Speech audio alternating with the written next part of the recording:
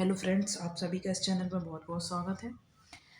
पहला जो पार्ट हमने डाला था वो डाला था ह्यूमन डाइजेस्टिव सिस्टम का। ठीक है, तो उसमें मैंने संक्षेप में बता दिया था। आज हम थोड़ा सा कुछ डिटेल जो पार्ट रह गए थे उनके बारे में स्टडी करेंगे। ठीक है, तो आइए आप सब समझते हैं।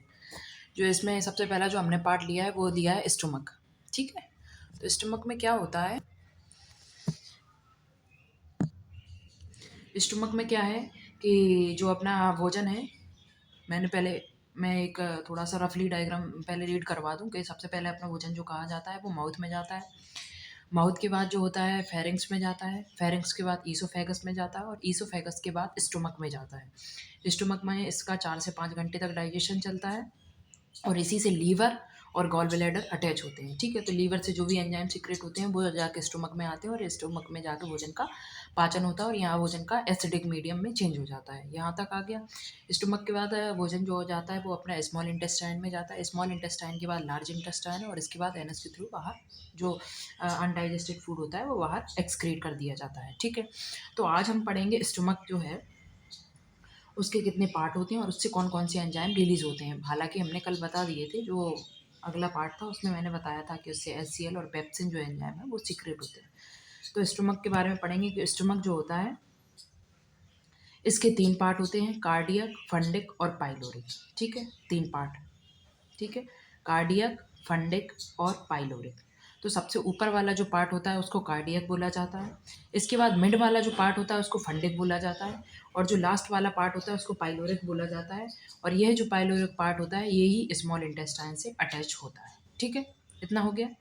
इसके बाद जो इसकी बॉडी होती है वो कार्पस नेचर की होती है। ठीक है, आगे इसमें दिया है कि यह जे आकार की होती है जो भोजन को संग्रहित करती है।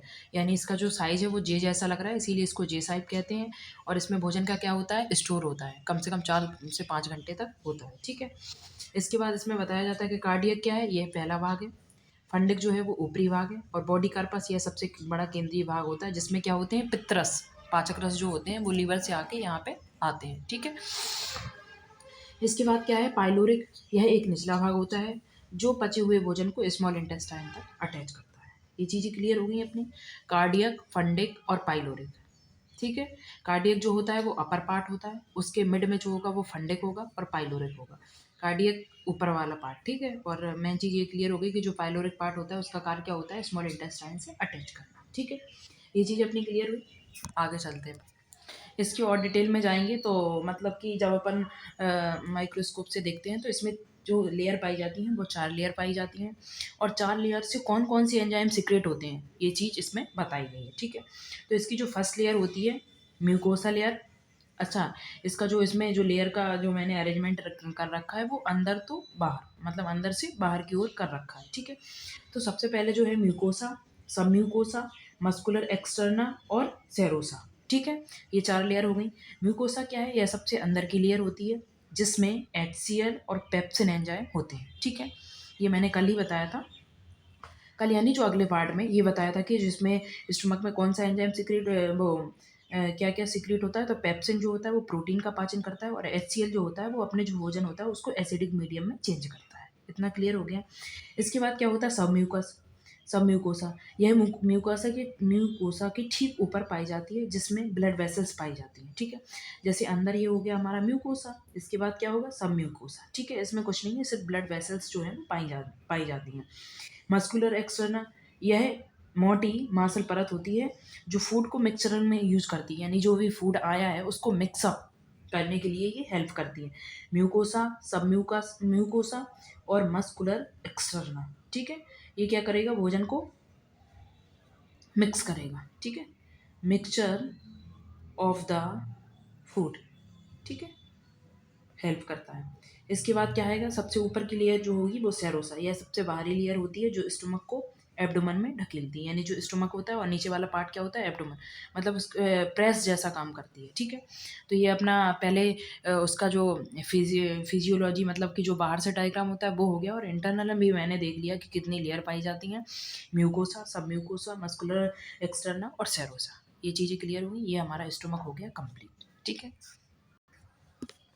आगे अपन चलते हैं लीवर में। लीवर में क्या है कि जो स्टोमक वाला पार्ट है मैंने कल ही बताया था कि स्टोमक जो है उसमें एंजाइम कहाँ से आ रहे हैं, लीवर से भी, ठीक है।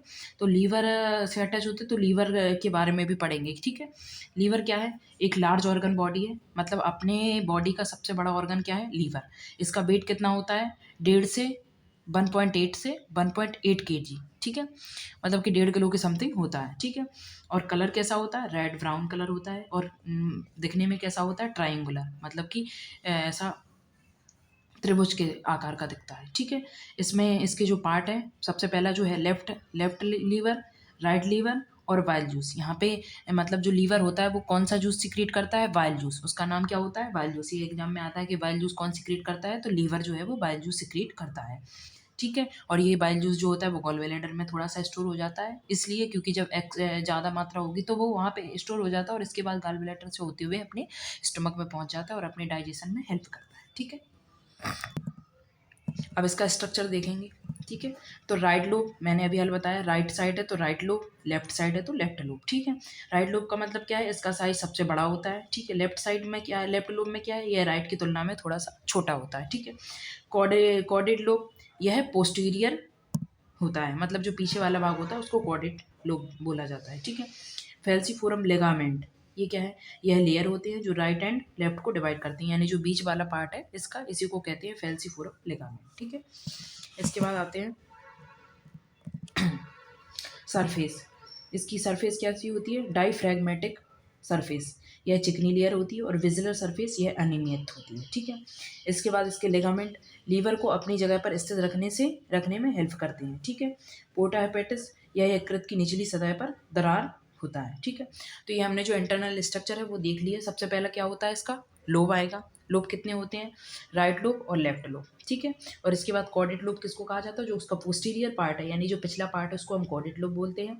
और फेल्सीफोरम लिगामेंट क्या होता है, जब राइट लोब और लेफ्ट लोब दो बीच में जो पाया जाता है उसको हम फेल्सीफोरम लिगामेंट बोलेंगे, ठीक है। सरफेस कैसी होती है इसकी, डाईफ्रैग्मेटिक यानी चिकनी लेयर होती है और अनियमित लेयर होती है। और लिगामेंट कैसे होते हैं, उसको हेल्प करते हैं अपनी जगह पे रोकने के लिए, ठीक है। ये हो गया अपना यकृत का यानी इसको हिंदी में यकृत बोलते हैं, ठीक है। ये हो गया अपना लीवर। लीवर कौन सा जूस सिक्रेट करता है, very very important, bile juice जो है वो सिक्रेट करता है, ठीक है। इतना हो गया। इसके बाद जो जब हम इसकी माइक्रोस्कोपिक स्टडी करते हैं, जैसे अपन ने स्टोमक की करी तो उसमें 4 लेयर मिली हुई अपन को, ऐसे ही जब अपन लीवर की माइक्रोस्कोपिक स्टडी करते हैं तो इसमें भी 4 टाइप्स की जो स्ट्रक्चर है वो पाए जाते हैं। सबसे पहला जो है hepatocytes, lobules store bile juice, यानी जो हेपेटोसाइट सेल है वो क्या करती हैं, बाइल जूस को स्टोर करती हैं। तो अगर हम पूछे तुमसे कि हेपेटोसाइट सेल जो है वो कहाँ पाई जाती हैं, तो अपने लीवर में पाई जाती हैं, ठीक है। ये चीज़ क्लियर करो। इसके बाद आता है सिनोसाइट, यह क्या क्या करती है, ब्लड को फिल्टर करने में हेल्प करती है, समझ में आया। तो अपना जैसे अपन देखेंगे कि ब्लड को फिल्टरिंग कौन करता है, किडनी भी करती है और ये भी करता है, ठीक है। तो जो अपनी यूरिन है वो कहाँ बनती है, तो लीवर में बनती है, ठीक है। क्योंकि ये ब्लड फिल्टरिंग का काम भी किडनी ही करती है, वो किडनी करती है। और यकृत भी जो है वो कुछ मात्रा में ये भी करता है। तो अपनी हेपेटोसाइट सेल कैसे रिलेट हुई, लीवर से। सिनोसाइट सेल कैसे रिलेट हुई, लीवर से। कफर सेल वेरी वेरी इंपॉर्टेंट आता है कि कफर सेल जो है वो कहाँ पाई जाती हैं, तो ये लीवर में पाई जाती हैं। एंटीबॉडी सेल एजेंट बैक्टीरिया, यानी जो एंटीबॉडी है वो कौन जनरेट करता है, कफर सेल। ये क्या करते हैं, बैक्टीरिया को ख़त्म करने में हेल्प करते हैं, ठीक है। बाइल डक्ट, बाइल जूस, यानी 3 चीज़ें क्लियर करो। सबसे पहला तो इसमें बाइल जूस मिलेगा अपना। अच्छा, इसमें कौन कौन सी सेल पाई जाती है, हेपेटोसाइट्स, सिनोसाइट और Kupffer cell. Very very very important आता ही है कि कफर सेल जो है वो अपनी कहाँ पाई जाती है, तो ये लीवर में पाई जाती है, ठीक है। तो अपना लीवर हो गया क्लियर। सबसे पहला मैं रफली डायग्राम से इसको पहले रिवीजन करवाऊँ। सबसे पहला इसका राइट लोब, लेफ्ट लोब, ठीक है। इसके बाद पोस्टीरियर को कॉर्डल लोब बोला जाता है और नीचे बाइल जूस पाया जाता है और फेल्सीफोरम लिगामेंट पाई जाती है। इसकी 2 लेयर पाई जाती है, एक चिकनी होती है और एक अनियमित होती है। लिगामेंट जो होती है वो उसका हेल्प करते हैं सिर्फ स्थिर होने में। इसके बाद जो होती है इसकी जब माइक्रोस्कोपिक स्टडी करते हैं तो ये चारों चीज़ें याद होनी चाहिए, हेपेटोसाइट, सिनोसाइट, कफर सेल और बाइल डक्ट, ठीक है। हेपेटोसाइट क्या करता है, बाइल जूस को स्टोर करता है। सिनोसाइट ब्लड को फिल्टर करता है और कफर सेल एंटीबॉडी को जनरेट करता है। और बाइल जूस बाइल डक्ट जो होता है वो बाइल जूस को। तो यानी 3-4 चीज़ें क्लियर हो गई अपने लीवर से। और मतलब मैंने इसमें ऐसे पॉइंट रखे हैं जो हर एग्जाम में मतलब कोई इंसान कितना भी पूछेगा तभी भी ये मतलब इससे बाहर नहीं जाएगा। तो इम्पोर्टेंट चीज़ें ही रखें। ठीक है, तो अपना स्टोमक हो गया और अपना लीवर हो गया, और लीवर से ही हमारा क्या अटैच होता है, गॉल ब्लैडर। ठीक है, उसमें भी बाइल जूस जो होता है वो स्टोर होता है। तो आज के लिए इतना ही। आज हमने स्टोमक कंप्लीट किया और लीवर कंप्लीट किया। अगले वाले चैप्टर जो होगा उसमें हम पेनक्रियाज जो रह गया है उसको, पेनक्रियाज क्योंकि अपने डाइजेस्टिव सिस्टम में तीन जो हैं वो मेन रोल प्ले कर रही थी, यानी कि जो लीवर था, गॉल ब्लैडर था, उससे एंजाइम जो है वो सिक्रेट हो रहे थे, और पेनक्रियाज से भी कुछ एंजाइम एंजाइम जो है वो आ रहे थे स्मॉल इंटेस्टाइन। उसको भी स्टडी करेंगे। ठीक है, अगले वाले पार्ट में। आज के लिए इतना ही। बहुत बहुत धन्यवाद आप सभी का।